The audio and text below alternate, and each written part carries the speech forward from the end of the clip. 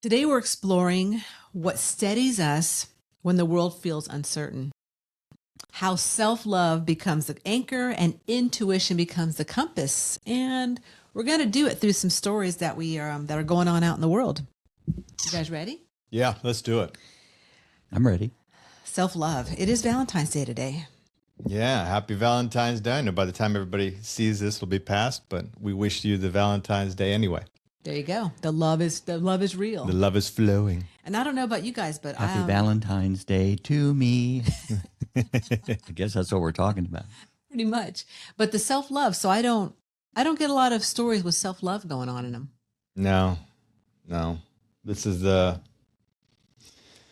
that's a topic that a lot of personal development goes into, and even religion talks about, really, especially when you get into the Newer Testament and talk about the love. If the Old Testament is the law and the New Testament is the love, but making it practical, like it's that self-love. If it's not tested and balanced in the world, I find it becomes more of a theory or an intellectual exercise as opposed to actually working with it.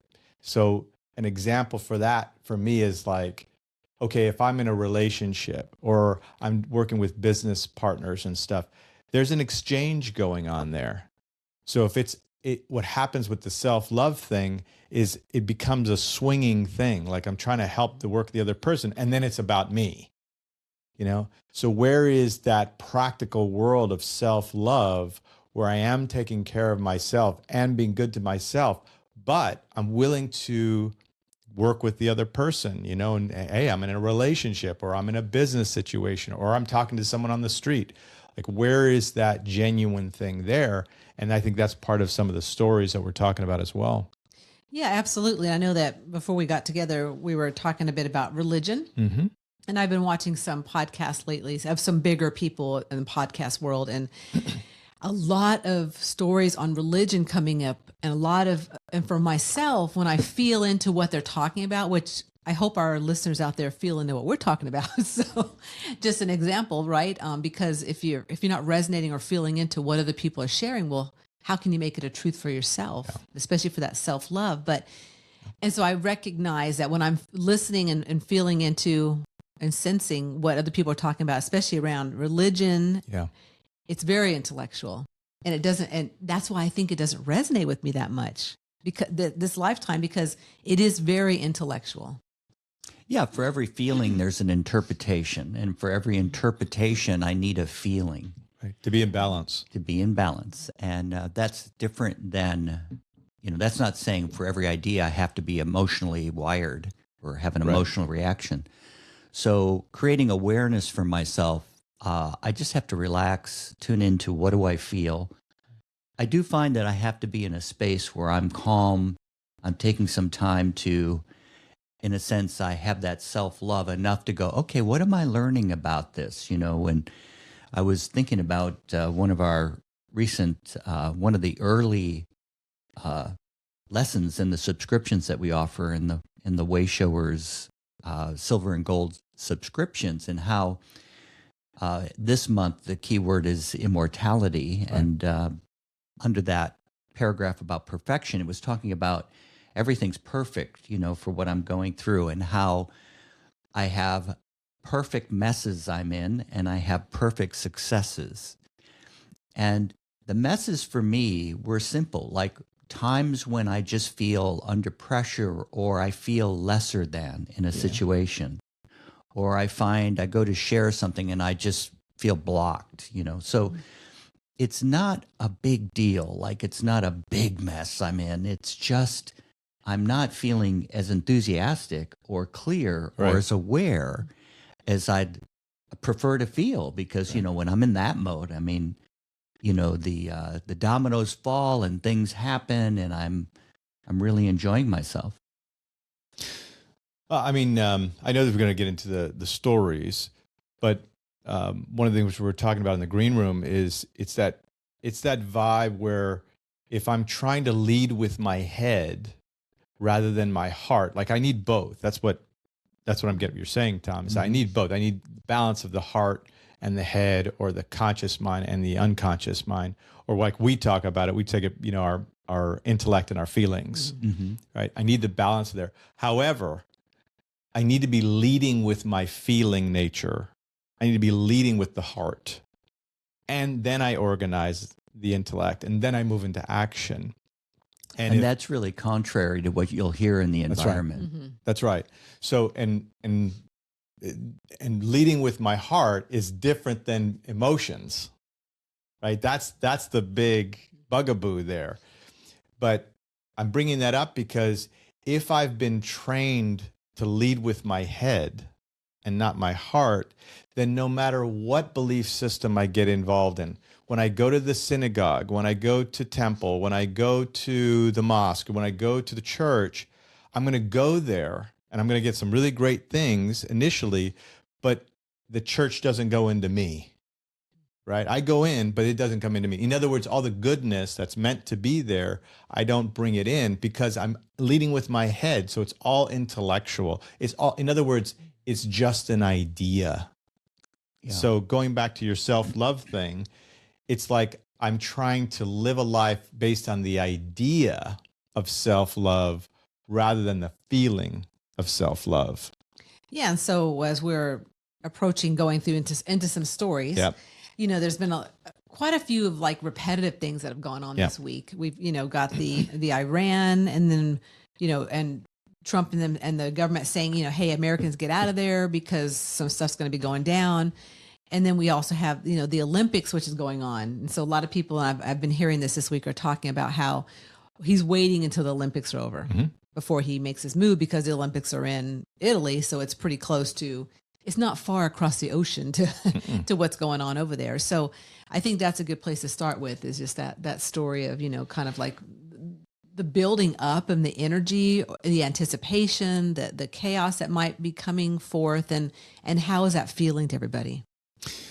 Well, for me, in coming back to the self-love, the inspiration being my compass, right? That's what you opened with, is that once I have the feeling of what is needed, then I can organize the opportunity, I can organize the timing to do things. If I'm going the other way around, that is, I'm leading with my head, or I'm just trying to have ideas about something, I'm going to create more chaos than otherwise. So the story about this, there's definitely something going on there and we've had a couple recordings on this as well about the buildup there. So there's no question that there's that region, that area in particular, is ripe for change. And the way things are set up now, there's going to be change one way or the other, kind of thing. So I think the thing for me is recognizing that I need to be allowing my intuition to guide me. That's my compass. And you brought that up in the beginning, because if I don't, I'm going to get caught up in all the moral issues of things rather than working with things at hand. And I'm not over there.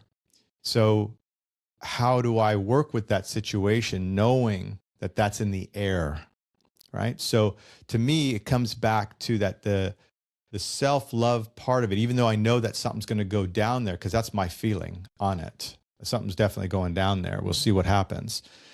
But knowing that that's what's going to happen, or that's my feeling on it, how am I going to approach things today? How am I going to work with that? To me, the self-love is almost like a positive discipline. Like a discipline can be said like something harsh I have to do every day. But imagine a positive discipline, like something like I like doing every day because I know what I get out of it. I like getting a keyword every day from spirit. I like getting that feeling of enthusiasm because I'm doing what I came to do. And then when I feel, and you were bringing this up earlier, when I feel pressure, having the self-love or inner discipline to say, wait a minute, what's that?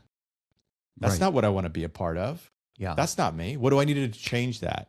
Or if it is me, okay, let me get out of my funk and I stop feeling sorry for myself, right? We were talking about that earlier too, the poor little me thing.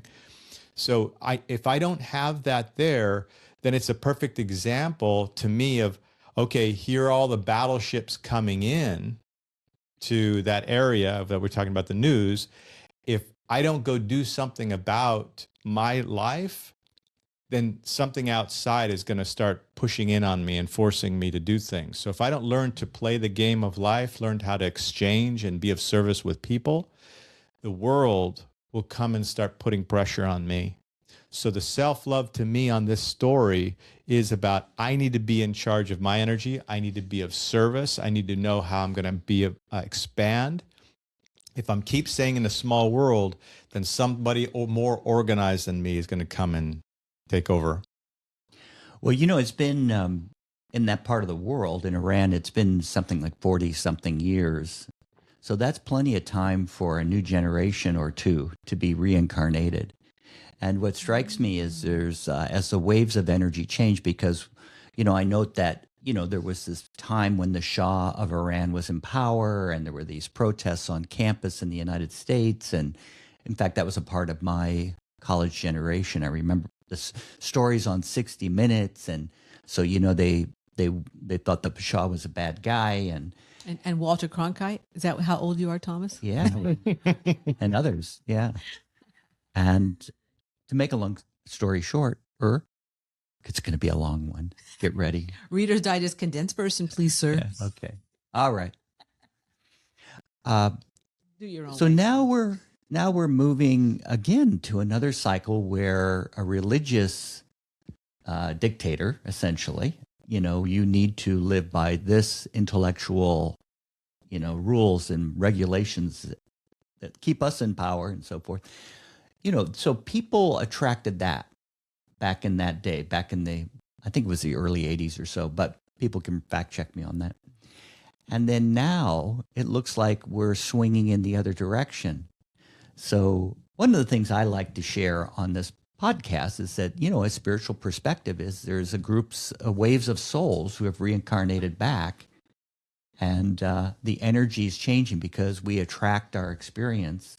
My thoughts attract what I experience. And if I'm now come back to me, if I don't have that self-love to identify, in this situation, I feel lesser than. If I'm honest with myself, I'm feeling a little uncomfortable. What stimulated me to feel that way? And then have that get back into my true feelings. And then, I've got the interpretation of that emotion. So what's the concept there? What's the idea there that's stimulating that? And then come out of it and have that inner spiritual discipline to go, okay, no, wait. The truth is there is no greater than or lesser than spiritually. So how do I tune back into the fullness of my awareness and my being? Yeah, for me, this brings up about anticipation of what's coming. Yeah. So for myself, I've always been aware of, and I get a sense of, there's change on the horizon. Yeah. There's something coming, and this has been a big discussion in the spiritual community for many years now, right? Like 2012 and this year, and this is happening, and so for myself, I look at all that anticipation of, especially around that area of the world, and what's going to happen, and how's that going to, how's the whole rest of the world going to be affected or influenced by it.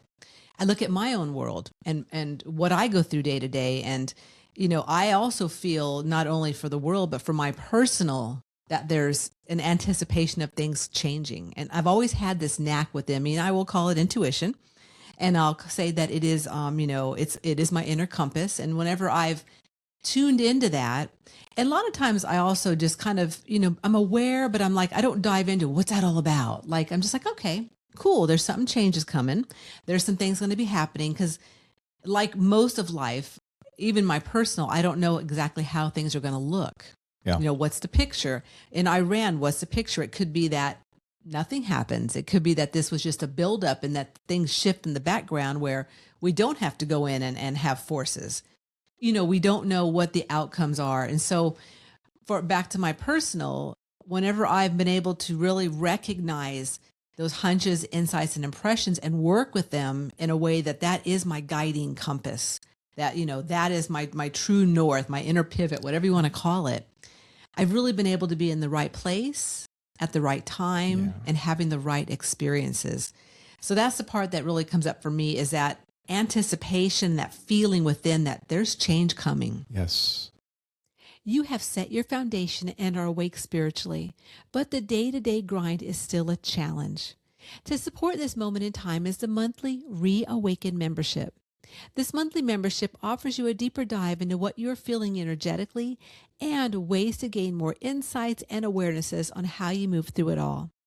For pennies a day, you'll receive the Wayshores philosophy and a compact home study course of the month created by the Wayshores College.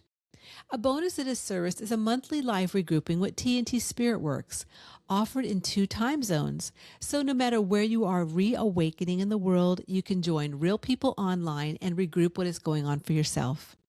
This can create more inner stability, peace, feeling grounded, and awareness from within that you are not alone moving through your journey. Check out the link in the show notes to start reawakening on a deeper level today. To add to that is, I don't know if I would say the word prediction, but I think it's just kind of the knowing, and anyone who tunes into the bigger picture, listening to this, I think in my sense of it is, would be on line with this, is we are heading to a place that's much more positive, right?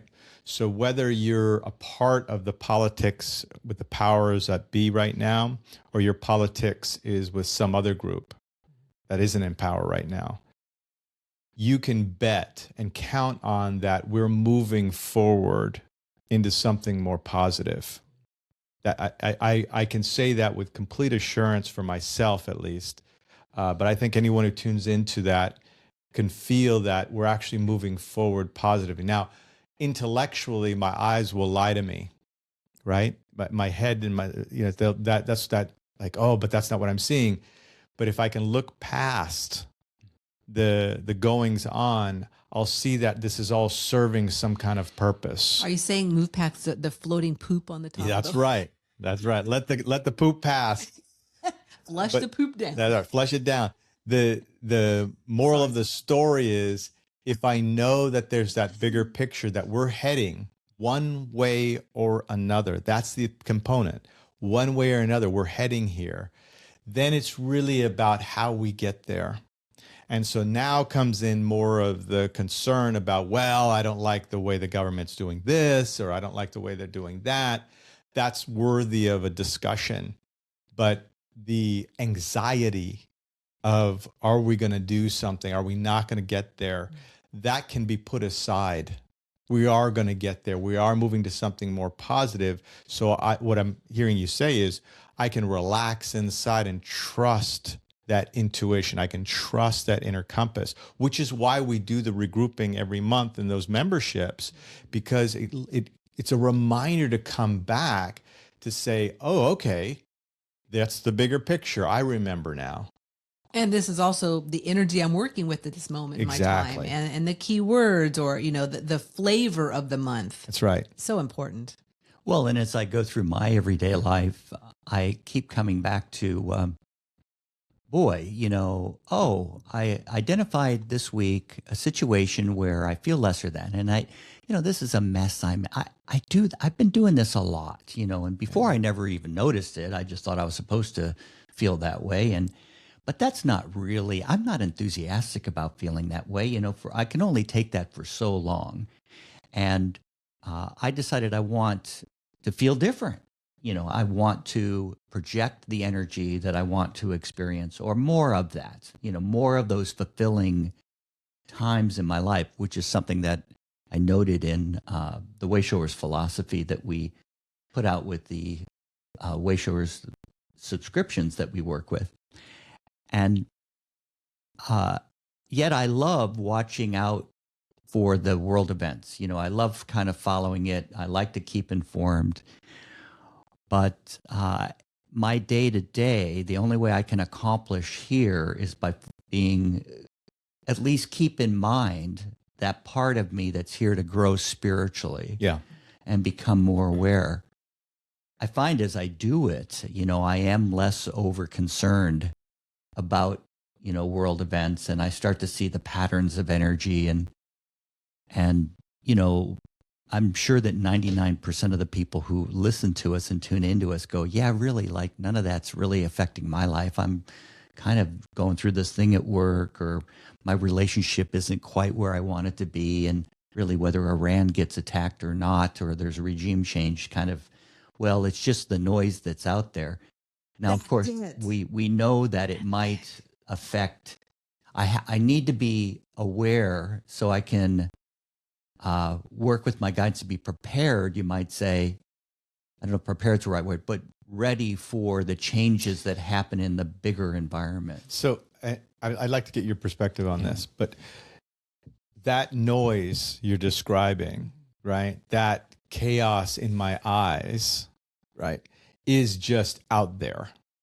And all unless the time. All the time. And unless I bring it in, I open the door to all that and bring it in so that I can have the turmoil inside. Unless I do that, it will be outside and not inside. And that brings us back to that self-love thing, right? But here's the other component too. I'll add to that because that's a brilliant thing to say. If everybody's listening to this, that was a really good thing that you said there, Tom. That even if I am in a situation, there's somebody listening to this that is in Iran, right? Mm-hmm. All I have is this moment. All I have is this moment and what I'm going to do now, today. I can plan for the future. I can regroup the past, but everything has to be based on where I am right now. Not being angry, not being sad. I need to be right here and right now. All that other stuff is luxuries. They're luxuries for me to be in my likes and dislikes. I have to be in the now to make those powerful decisions so that I stay in that self-love. So I use that compass well. Yeah. So back to that noise, Mm-hmm. because that noise is consistent. Mm-hmm. The noise amplifies. It seems like it depends upon where the person is how amplified is that noise within them. Yes. Because that's the key, is back to that self-love and that anchor. Like if a person doesn't have the self-love, well, I can pretty much tell when I'm working or I'm talking to someone, how they come about, talking about the world events or what's going on and where they're at and how the anchor inside them is maybe a bit shaky, right? So, in this week too, as we were kind of getting ready for this episode, we're like, the same things are going on. Like there's the Epstein and the Clintons and all the people who same names, the same events, the same, executives are coming forward and they're, giving up their jobs because resigning because they're affiliated with the emails. Well, it's with the Epstein. same, yeah, with Epstein. So it's the same thing, and the Iran thing, and then so it's a continuation constantly. It's like I might have said this a while back, but years ago when I used to watch soap operas, my mom. When I was a little kid, we watched, I swear to God, from like Ryan's Hope at 11:30 to like General Hospital ended at 3. So we watched hours. Wow. Does that say a lot about me? Yes, you didn't know that before you married me, huh, Tom? It's like, damn, I didn't know it. A new policy recheck. Before I marry you, how much soap operas have you watched? And so we would always say, like, we maybe would miss a week or two or even a month, and you come back, it's the same story. That's how it is. So, and recognizing that the noise is always going to be going on, and that is so important to really work on our own selves. Yeah.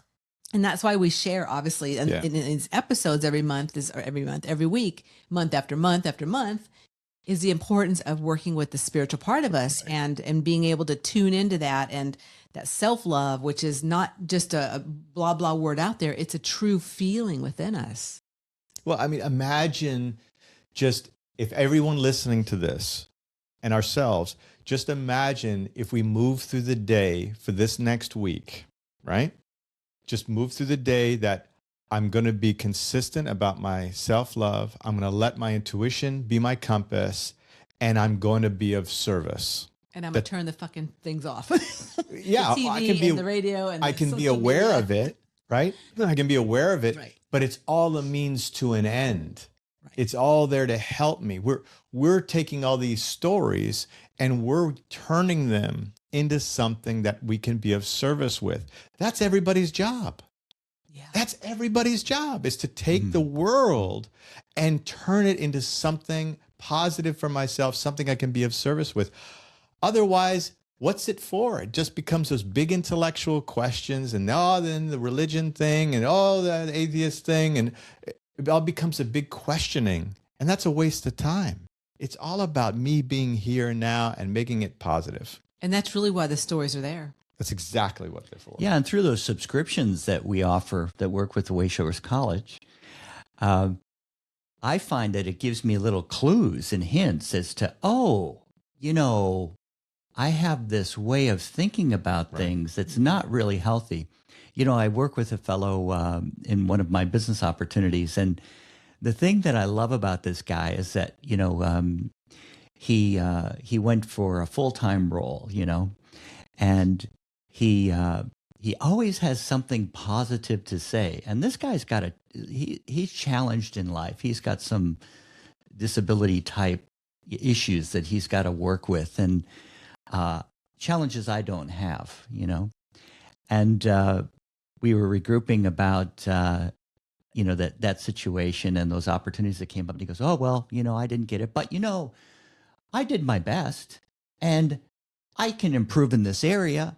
And I'm going to, really not over focus on that, but make sure I'm still offering great service. And I thought, it's so easy for me to minimize such a simple positive statement, almost like it's childlike. And I thought, but really, that's the way to go, is those folks that have that simple positive response, because energy attracts energy. Energy builds energy. Yeah. And in the long run, what we sometimes find is that was actually perfect for what I needed to become more aware of. We say learn and grow or evolve, but I would say lately what I've been tuning into and what's occurred to me is that it's an awareness that I evolve. So now I have answers to questions like, why do they keep going through this in Iran? Back and as I grow spiritually, I become more aware, and then I become more aware of how I track my little messes. Thank God for those messes. And pierce the veil of what I'm looking at and to see what's behind it. Yeah. Well, we were just talking about that earlier, about the, the importance of recognizing, what were you saying about? I just lost it. You need to recognize it. Oh my God, I need to go there. I respect you on your journey to unfold for yourself. Well, the bottom line is you're saying that's the bigger picture I need to be a part of. Yeah. And really, what alternative do you have? So. Oh, I know what I was going to say. I know what I was going to say now. I mean, I can go back to the soap opera of life, and the news is, and like I say, I like listening to it, and I like hearing about the posturing, and, because it's entertaining, or I'm regrouping something. If it bleeds, it leads. Yeah. But as long as I recognize, I'm just watching this because it's entertainment, or that's what I wanted to, that's all I want to say. Well, so earlier in the green room, we were talking about, this story was bad or this story was good. Yep. And I'm like, I don't really feel there's a bad or a good story. Mm-hmm. Like they're all just areas to contemplate. It's just news. And just news. And so just like our experiences in life, like sometimes the most intense things that happen can be the biggest blessings. That's right. Like my mom went through just recently a big foot incident. And so she was like literally bedridden in a hospital for about 6 weeks. Yeah. And went through, 6 weeks of intravenous drugs to help her heal, and took off part of her foot. And like yesterday, she's walking into the restaurant and she's like, look how good I'm walking. And like literally a few weeks ago, she wasn't even walking. Right. It's amazing what, the resilience we have as our physical body, but also as our souls. Yeah. And so, and sometimes these stories that come up, they can look so horrific or so, and people can get so much angst and inner turmoil, but they're there for a reason. They're serving a purpose. And, there were such beautiful moments, with your elderly mother, frankly, that the fellows in the band, my friends, they all paid attention to her and they all had conversations with her. And I thought, what nice people. I'm so privileged to have mates like that, Mm. And it was nothing we said. They just naturally, helped her feel welcome and part of everything. And the reason I mention it is because those are the beautiful moments that, are worth being present for. Okay, yes. So the reason why that happened too is because mom had inner self-love for what she'd been through, what she'd experienced. And my intuition as a compass yesterday morning, I was like, I'm not going to go, Tom. It's an hour away where you're at. I'm like, forget it.